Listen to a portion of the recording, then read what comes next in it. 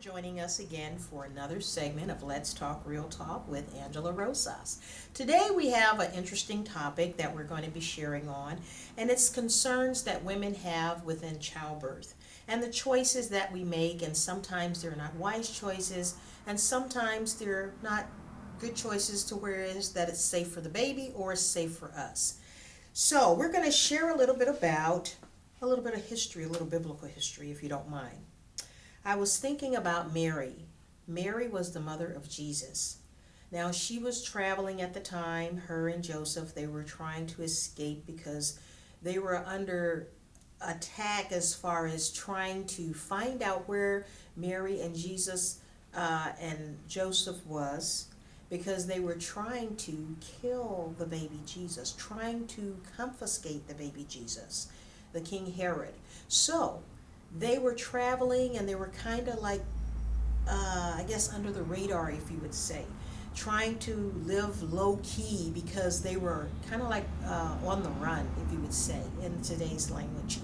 So Mary was traveling, and I'm quite sure that she had a rough travel because she was on a donkey. She was not in a car, which we have today. She was not even in a carriage or a buggy at the time. She was on a donkey, and she was riding miles and miles until they reached a barn. And when they were in the barn, they were so tired and they rested, and she was going into labor. When she went into labor, at the time of her labor, she started to give birth, and she gave birth to baby Jesus. Now, the baby came out just fine. She was fine, but I have had children myself, and I know that it can be very exhausting. So Mary was there, Joseph was there, and the baby Jesus, which we know usually when you see your baby after you've been a mother, you've had your baby, and you see the baby, it seems like all the pain leaves at that instant when you lay eyes on that beautiful baby. But we know that there are difficult times when you have deliveries. It could be difficult times for the mother as well as distress for the baby. So we're going to just share a little bit. There are historical accounts. I wanted to go back and just do a little history since we were covering this. It's nothing new, but we do have other things today that can help us with the modern technology that we have and helping us to make choices. But we're going to go back historically a little bit. You know the story of Rachel. Rachel was very beautiful, and she was trying to get pregnant to have children. And she finally got pregnant with the first one. Then the second one she didn't have such good luck. She was saying to herself at the time, she says if she didn't have a son, she would rather die. Well, sometimes our words can be our demise, because at the time she was giving birth, it was a rough pregnancy. She also was traveling too. And when she got to her destination, she went into labor. And historically, it tells that she died. She never even got a chance to even lay eyes on the baby. So we know that this can be a death situation. A person can have a pregnancy that can be life or death threatening situations. You know, we have women that have C-sections because they can't open wide enough so the baby can pass through the canal. This is very important. Amen. But let us deal with a little bit more here. The baby was named Benjamin, and Benjamin, he was and historically in the Bible, he was really a wise gentleman. Amen. And so he didn't see his mother. Unlike today, we have some women today that don't even get the chance to see their babies too when they're born, because they die at childbirth. You can read this story and get more accounts in Genesis 29 and 30. And also you can read up to 35, 16, and 30. Amen? Now we're going to talk about a few more things about choices during birth. Since we're talking about choices that are available for women during childbirth and improving the process, I think about many things and the changes, and as I mentioned earlier about technology, we have now where women can get C-sections. They can, open them up and take the baby out and stitch them back up, and they're fine. We also have different epidurals. They have spinal taps. They have all different types of things when it seems unbearable to the woman, and to help her along with her pregnancy. I had two sons. Both of mine were totally different pregnancies. My first son, I was in a lot of pain. I was in a long labor. A matter of fact, they had said that he was 2 weeks past due. So I was at the point of just induce me or do something at the time. So the doctor said, no, it's going to come when it's ready to come. We don't have to induce yet. You're not in that window yet. But when he did come, oh my God, he started coming. If it wasn't for the nurse sitting there, he would have hit the floor. He popped out. He just popped out as I was in labor. He would have hit the floor. She caught him in her arms. And then my second one, he was a larger baby. And he was, oh my God, it was so much pain. But he was born, the doctor worked with me, and he stretched me, and that baby came out, and I didn't have to have any stitches or anything. Unlike with the first one, he popped out, he tore me. So I didn't even know I was torn. I just knew I was in pain, and when he was born, and they took care of me. So just think about the times if we were living in the prehistoric times. They didn't have like the needles where they could sew you up, in a sense, the little fine needles, and the stitches would dissolve and what have you in such delicate places. Then we're also going to talk about when children when children are born naturally, opposed sometimes when they're not born naturally. Sometimes children, when they have to give drugs, they are slow coming around. Sometimes mothers have side effects, but then there are times you have no other choice. There are also babies that are born in pools. Well, we have a lot of things to offer. We're going to share later on in this segment. You'll see the choices and the different things that are available out there. And sometimes even young women, they make bad choices, and mature women do too. We also have midwives still, if you want to have your baby at home, if you want to have it in a pool, or if you want to go to the doctors at the hospital and have your baby. Amen? So, also we're going to share a little bit about um, we have some guests that we're going to have that we're going to interview. And we were at the time, we were on location in Salt Lake City, Utah, and they were going over some really good things. And they were able to let us come to their site and just interview them and share exactly what they were talking about and what their cause is. And they're activists and they're strong fighters about women making better choices at childbirth, and choices even prior to childbirth, leading up to childbirth. So sit tight, and I hope you enjoyed the documentary and the information that we give you, and maybe it can help you or a friend make better choices. Or if you're past the childbearing years, maybe it's someone that you know that might be pregnant. They may not even be making regular doctor's visits or anything like that. You could be a great source of information, or you could tell them to go to the particular website at the end of the show, and we'll have more information on what we're talking about on making choices.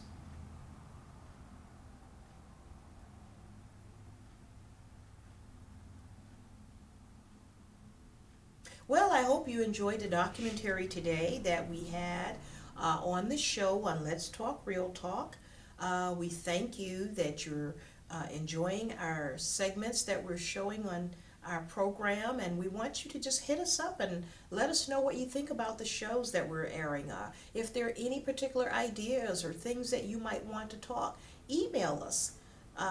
Hit us up on Facebook. You can also subscribe. We encourage you to subscribe to our YouTube channel, where you can watch us if you're not in the local area, or if you don't have cable TV. You can watch us pretty much anywhere in the world. So subscribe to our YouTube channel, and we look forward to you viewing our next show. Thank you for joining us again with Let's Talk Real Talk with Apostle Angela Rosas.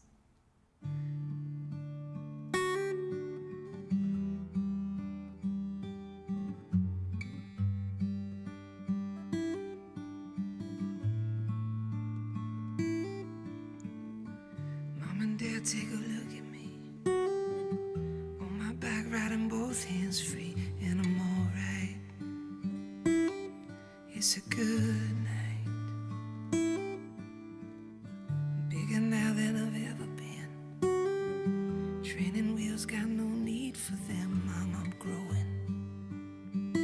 Dad, I gotta get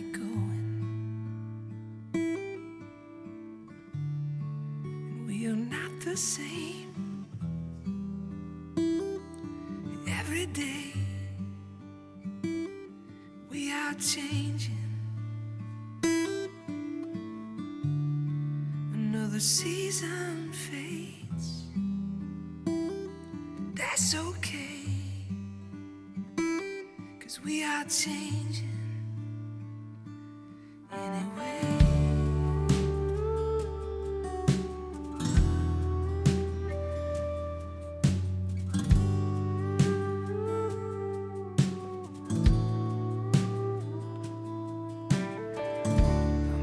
Look who's holding me. Someone I get to love and dream of on cold nights, through the hard times. Well, another segment of Let's Talk Real Talk. We're on location again. We're in Salt Lake City, Utah. We're in a beautiful park here in the city called Murray City Park, and it's just awesome. The weather is great, and we're just going to interview a few people and just share on some various things while we're on location here today. So follow me and let's see. Well, we found some interesting guests here in Murray Park, and they're doing, I think it's some type of foundation. Yes. Okay, we're going to have our guest introduce herself, and she's going to share with us, and we'll get a couple others to share in with us as well. So tell us your name. My name is Heather Kester, and we're from improvingbirth.org, and we are out promoting evidence-based medicine and improving the outcomes of birth in our country. All right. So who is inspired by this idea? It's a woman named Dawn, and it's a national organization, and she has worked all over the nation with this, and I am just the coordinator for Salt Lake City. Wow. So now improving birth, is this with like midwives or in hospitals, or just basically share with me a little bit about that in the audience? All across the board, we want to improve birth in hospitals, out of hospitals, and birth centers. No matter where you choose to give birth, we want women to be educated about their options, to know what they have available to them. So that's what our mission is, to let women get educated about what their choices are. Okay. Would there be someone else that would like to share in? Come on. Come on. And state your name for the audience. My name is Kaylee. Kaylee. All right, Kaylee. And what is your part in this particular organization? Right now I'm just a volunteer. I just am here today, spreading the word, I guess you could say. Okay. I had my own baby's birth experiences were very, very empowering, and I just I hear so many terrible stories about birth. Most women, when they get pregnant, they're like, I don't want to go into labor, I don't want to have my baby, it's so scary. Right. I didn't want that to be my experience, and it wasn't my experience, and because it wasn't my experience, I wanted to support, promote, empowering women to have great, respectful birthing experiences as well. Right. I know I had natural birth. My grandmother taught me into having natural birth. My oldest is 28 and my youngest is 25. Wow. And I was terrified with the first one, because you just don't know what to expect. You hear all these stories. I did go to La Leche Leaf class to try to coach me, being a first-time mom those 28 years ago. And then when the second one came, they were 3 years apart. I was a little braver, but it was a different experience. He was a bigger baby. And he was really, he was a big baby. So anyways, the doctor I had at the time, he was awesome. He worked me and he says, I'm not going to cut you. We're gonna have this baby without cutting you. And he cared so much. He was in New Hampshire at the time. So the youngest was born in New Hampshire and the eldest was born in Germany. Wow. So how about, the experiences as far as mothers, letting them know, what would you say an ideal conversation would be that you would have with a young woman, or it could be a mature woman, but she waited later in life to have a first child? What are some of the things that you share with the women to make them feel comfortable? Well, it depends on. I first want to find out what makes their ideal birth experience. Okay. And it doesn't matter what that looks like. For some women, that looks like an epidural right away. Right. For others, they want to try to go naturally. Yes. So my very first thing is to just try and figure out what is their ideal birth experience, and then to give them whatever information I have available to me to help them to have that experience. Right. Awesome. Okay. Is there anyone else that would like to share in on their part? Come on. Sure, over.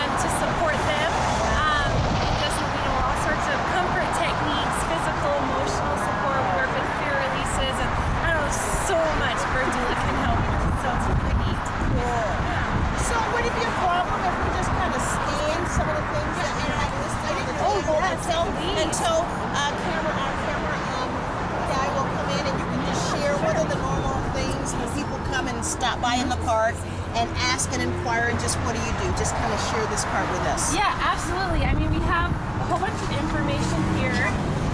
Okay, you can hold it up.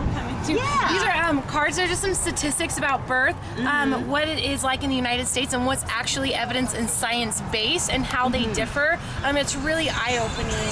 Okay. The other one is there's a little card here. Just talking about how the maternity care in the United States is in crisis, and a few different statistics there. And on the back, there's some things that are commonly told to pregnant women to convince them or talk them into certain interventions that are not evidence-based and will probably give them not such a positive birth experience. It could actually endanger themselves and their babies also. So it's really interesting. The website to go to learn more about this cause and more about options for women everywhere is improvingbirth.org. So that's a really good resource too if there's women out there that want to know what their real options are that might be concerned about things their providers tell you them.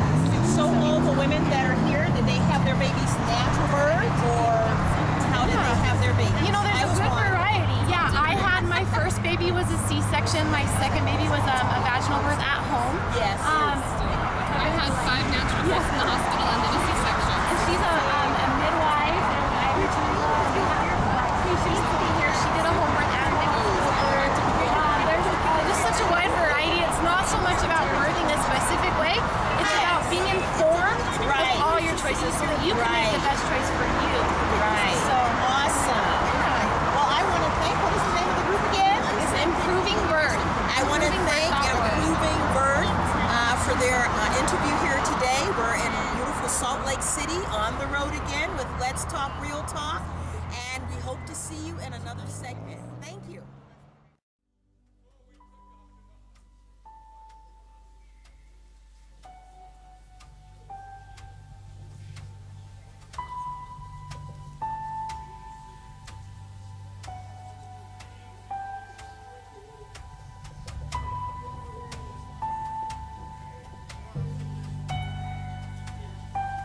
Let's give it to him.